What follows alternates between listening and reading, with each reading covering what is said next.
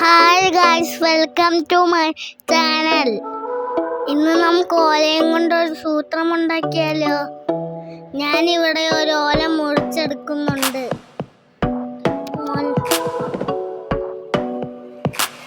ഓലയുടെ ഒരറ്റം മുറിച്ചെടുക്കാം.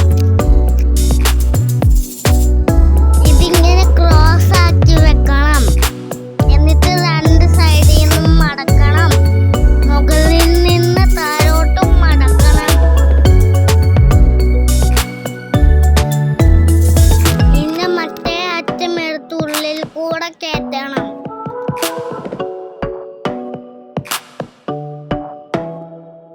എന്നിട്ട് വലിച്ച് നന്നായി ടൈറ്റ് ആക്കണം.